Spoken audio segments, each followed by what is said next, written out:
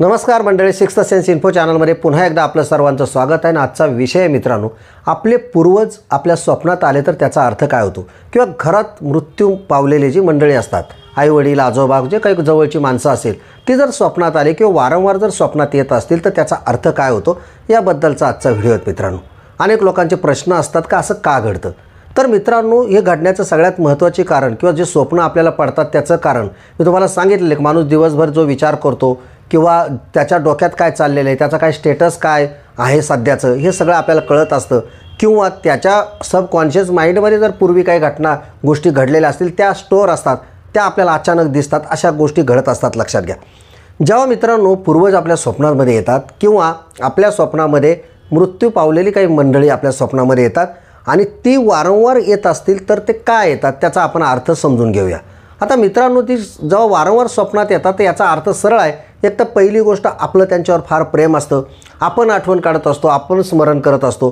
किंवा दुसरी एक महत्त्वाची गोष्ट, त्यांचा आपल्याबद्दल लगाव असेल किंवा त्यांना आपल्याला काहीतरी सांगायचं असेल असा त्याचा अर्थ होतो. लक्षात घ्या, बऱ्याच वेळेला असं होतं, आपल्या हातून जर एखादी चुकीची गोष्ट घडणार असेल किंवा वाईट घडत असेल किंवा आपण चुकीची गोष्टी जर करत असेल तर सायकोलॉजिकली जर विचार केला तर एक मानसिकताही असते. लक्षात घ्या, आपण जे करत असतो गोष्टी, आपण म्हणतो ना आपण सगळ्या जगाला फसवू शकतो, पण आपल्या स्वतःच्या मनाला आपण फसवू शकत नाही. तर आपण चुकीची गोष्ट करत असेल तर त्यावेळेस आपण घाबरतो कोणाला, आपल्या आईवडिलांना घाबरतो, आजी आजोबा असतील किंवा घरातल्या लोकांचा आदरयुक्त एक रिस्पेक्ट असतो. लक्षात घ्या, आणि जेव्हा आपण यांचा कोणाचा मृत्यू झालेला असेल किंवा आपले पूर्वज असतील, लक्षात घ्या, ते जर आपल्याला स्वप्नामध्ये येत असतील तर त्यावेळेस असा सरळ अर्थ होतो का त्यांना काहीतरी आपल्याला सांगायचं आहे.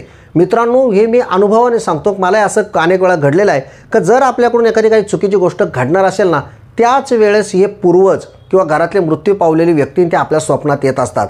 आणि त्याचा सरळ अर्थ त्यांना काय सांगायचं असतं. आणि त्यांना काय सांगायचं असतं ना मित्रांनो, थोडासा विचार करा, आपल्याला माहीत असतं त्यांना काय सांगायचं असतं. आणि आपण म्हणत असतो का ते असं होतं तसं.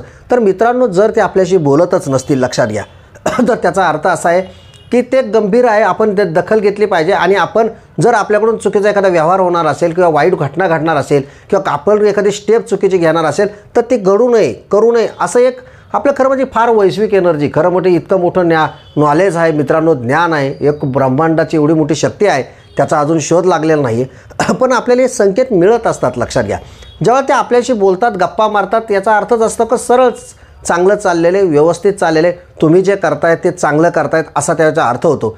परंतु जर स्वप्नामध्ये ते जर थोडेसे पळत असतील किंवा दूर उभे राहते असतील, कोपऱ्यात उभे राहते, एकटे असतील किंवा तुम्हाला बाहेर कुठंतरी घेऊन जात असतील किंवा स्वप्न गूढ असतील किंवा पायऱ्या वगैरे असं वेगळंच काहीतरी तुम्हाला दिसत असेल, अकराळ विकराळ चित्रविचित्र किंवा वाईट घटना अशा दिसत असतील तर मित्रांनो, या गोष्टी काय असतात लक्षात घ्या, त्या परिस्थितीनुसार त्याचा अर्थ बदलत जातो. त्यामुळे जर आपले पूर्वज किंवा मृत्यू झालेले व्यक्ती आपल्या स्वप्नात आले तर त्यांना काहीतरी सांगायचं आहे, हे मात्र नक्की आहेत मित्रांनो. आणि आपण ते लक्षात घेतलं पाहिजे. आपलं प्रेम असतं, कधी आपण त्यांची आठवण काढत असतो, त्यामुळे पण येतं. लक्षात घ्या, त्यासाठीच म्हणजे पितृपक्ष असतो. लक्षात घ्या, आता या जर ज्यांना वारंवार स्वप्न पडत असतील किंवा बऱ्याच वेळेला काय होतं, आपल्या घरातली व्यक्ती एखादी अकाली गेलेली असते, हार्ट अटॅकने गेलेली असते किंवा त्यांच्या अनेक अपेक्षा असतात, त्यांना काही मोठे प्रोजेक्ट उपक्रम राबवायचे असतात पण ते त्यांना होत नाहीत किंवा त्यांच्या आशा अपेक्षा राहून जातात. लक्षात घ्या, आणि त्या सगळ्या गोष्टी आपल्या मनात असतात. लक्षात घ्या, स्टोअर केलेल्या असतात.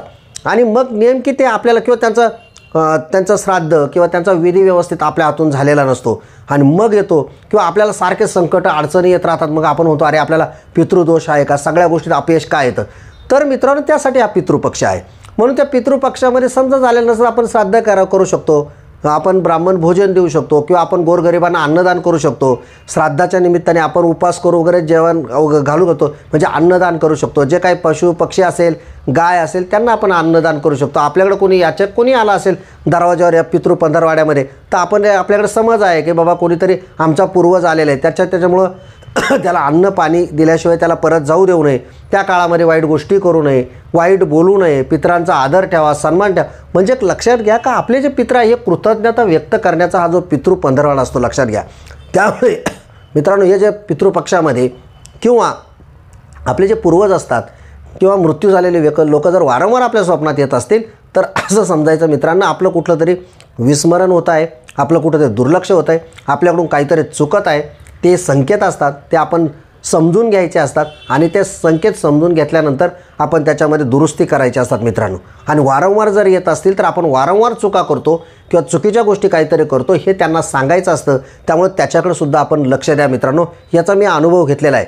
आणि एकदा व्यवस्थित जर सगळं घडायला लागलं आणि ते जर येणं बंद झालं किंवा येणं तुम्ही जर साधं मनापासून जर केलं मित्रांनो व्यवस्थित, तर तुम्हाला हे पूर्वज तुमच्या स्वप्नामध्ये येणं ऑटोमॅटिक बंद होऊन जातील.